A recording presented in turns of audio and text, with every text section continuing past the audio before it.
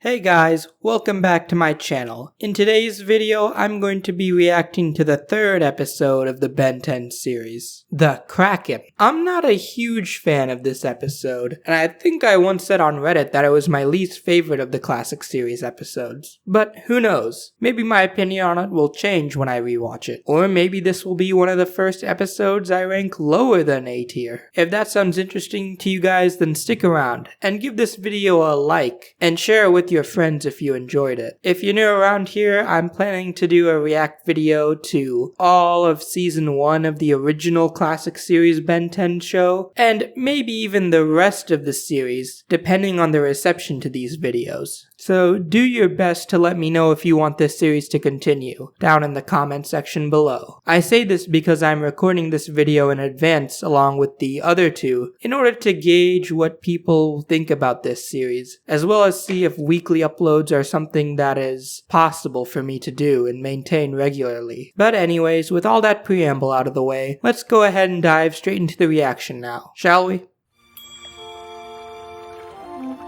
Alright, this time we're going Monster instead of Red Bull. Let's see how this turns out. Oh, wait, can't open. Oh, almost got it. Yeah, there it is. I don't know if that made as good a sound as the Red Bull did last video. Alright, there we go. Whew, let's get into it. Knock it off, midget! Oh, you would get cancelled today by Twitter, Gwen. Who am I kidding? Twitter would probably reward this behavior. That place has become like a hellhole. It's almost like we shouldn't allow billionaires to just do whatever the fuck they want because they have money. But what does A10 know? I've been on its tail for years. Folks say my rudder's not right. Why doesn't that surprise me? That's a little mean, Max, but I do get where he's coming from. I know some people bring up the Secret Saturdays encrypted stuff, but Max usually dealt with the paranormal alien events strictly. Oh wait, is that a spoiler? Am I still trying to keep this spoiler free? Fuck, do I gotta re-record this now? God, fucking Monster, man, I knew I should've just stuck with the Red Bull. Ben, I don't want you to put too much stock into what Mr. Shaw says. I don't think he has both oars in the water, if you know what I mean. I feel like that does make sense. Again, we're very early on in Ben 10, episode 3, even assuming some stuff did happen off screen during this time. I feel like it makes sense for Max not to immediately jump to there being some kind of alien or cryptid monster thing. At least not yet.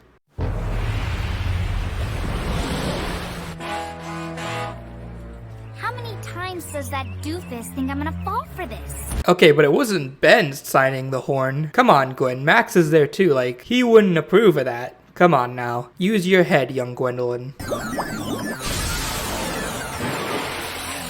I said rip jaws, not accelerate. Stupid watch. Very first mistransformation. And a good time for me to talk about why I like the mistransformations. I think I've addressed it before, but basically it kind of forces Ben to be more intelligent / creative with his powers, because he can't always rely on the Omnitrix to give him exactly what he wants at all times. He's got to be spontaneous and figure things out on the fly in dangerous situations like this, where his cousin is in imminent danger from a gigantic monster. It's an aspect that I really love about the classic series, that sadly gets phased out in some of the later sequels.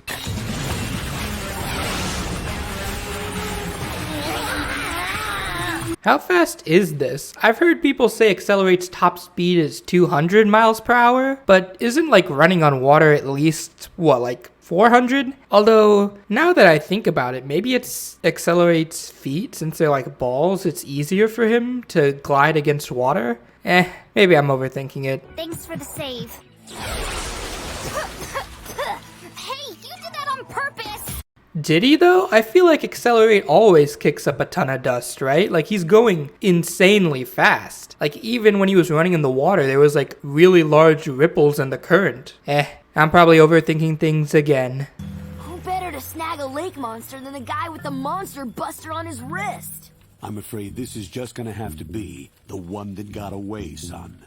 I feel like that actually makes a decent amount of sense, especially given the fact that this is early on in the classic series again, where Ben hasn't had a lot of training. And even though I think I cut this part out, we saw a ton of people leaving already, so I think there are no more civilians in the area. Only experts in aquatics like the Friends of Fish are staying, or at least to Max's knowledge. So him wanting to leave and not rile up the situation anymore, and having his 10-year-old son attack a gigantic lake monster, makes some sense to me. Ben's safety is more important than him being a hero, especially when there's no one really to be a hero for or to protect in this situation. I know some people might argue it's a bit out of character with what we learn later on, but I feel like even then, like if there was no one in danger, they would have just left the monster or whatever alone or try and lure it away.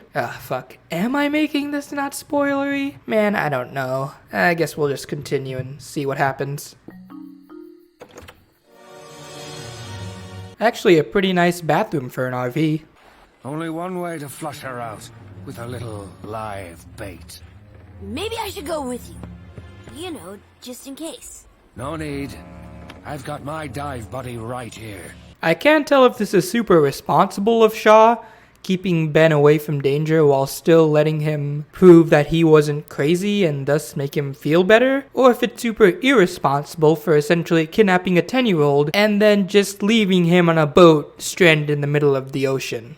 I'm gonna side with irresponsible, even though I kinda like Captain Shaw.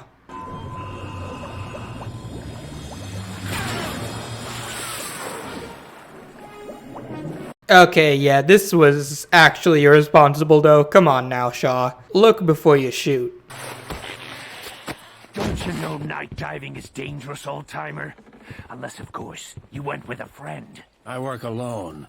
I ain't got no friends. Oh, but this was responsible, protecting Ben by not giving away his identity or telling these guys any more than what they quote-unquote need to know. Good job, Shaw. 10 out of 10, best character. Well, I have to be sure.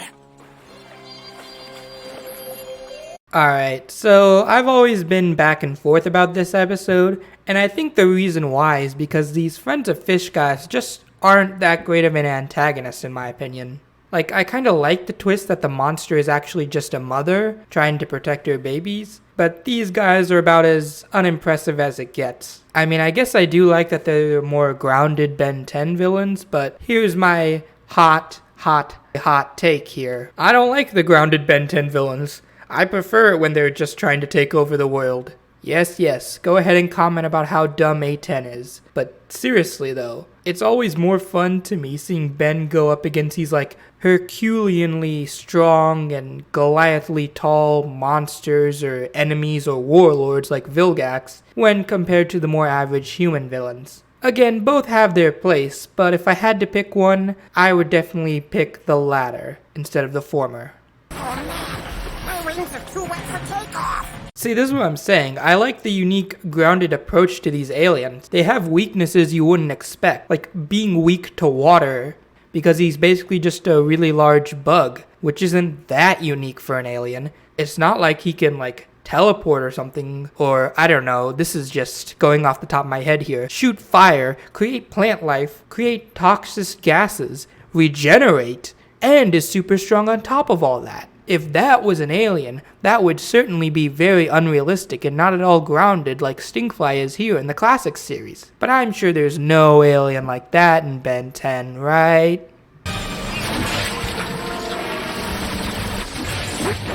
See what I mean about creative and unique power usage in tight spots / dangerous situations? This is what makes the classic series great for me.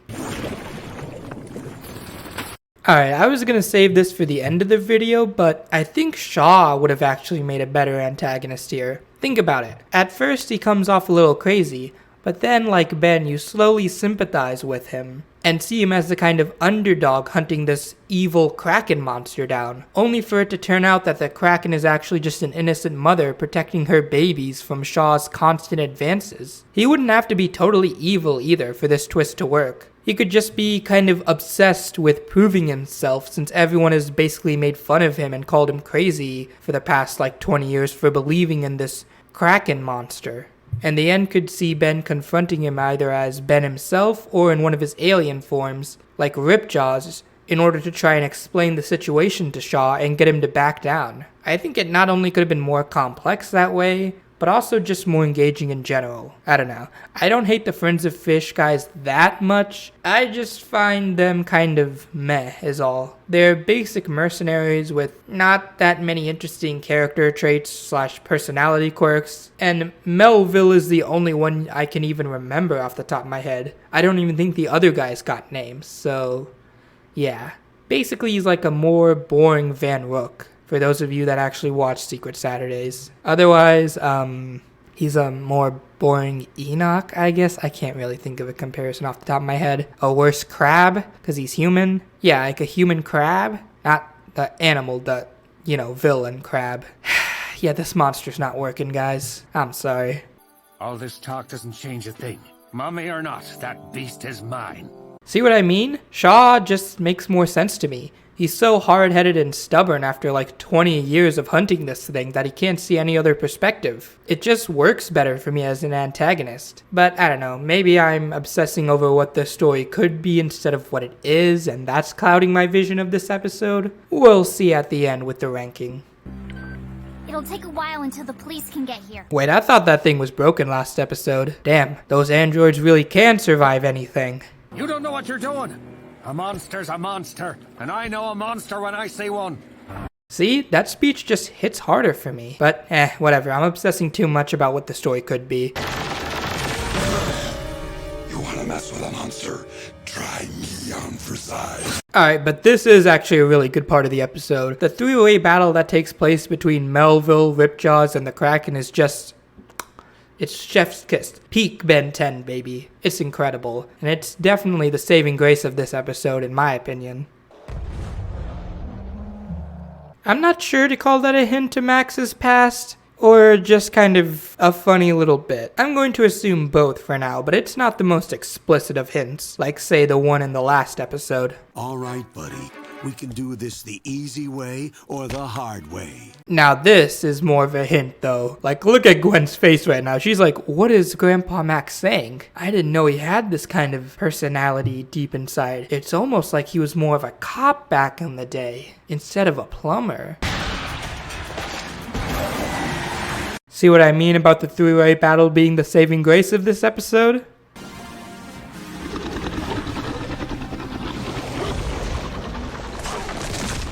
Really love that moment. Tells you that the Kracken is just a mother trying to protect her babies, with, again, no lines of dialogue. Just a small moment, with nothing but the music, the animation, and the camera work to emphasize that. I know I say this a lot, but show, don't tell, kids. And this is definitely showing, in my opinion.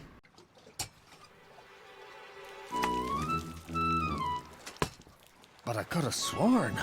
I feel like this actually does make a kind of sense, since Shaw accidentally shot at Ben earlier too and thought he was a monster. Even if it is slightly ridiculous that he thought Ripjaws looked anything like this 10-year-old boy. Alright, so I know I've been kinda harsh on this episode, but that's only because, like I said, I've never really been too big of a fan of it. And I think it does come from that middle portion where the Friends of Fish guys are revealed. So maybe I'm wrongly attributing it to that, but overall, I just feel like when compared to the other grounded villains like Rojo, the Circus Trio, and even the Road Crew, Jonah Melville is just kind of meh. He's literally just a poacher, when the main villain for this episode, at least at first, was a gigantic Kraken monster creature. But the second half of this episode's fight sequence really brought it up in my opinion. But yeah, basically I think it had a really good idea, but it didn't fully live up to it. So, B tier. Again, maybe Shaw would have been better, or maybe it just would have been better if it was just Jonah Melville being a kind of douchey rich guy that the characters don't really like at first, but still feel obligated to protect, until they realize how he became so rich or something. I don't know. Maybe it's just me, but the poacher backstory just really doesn't do it for me. Again, I think the better comparison I used was Rojo.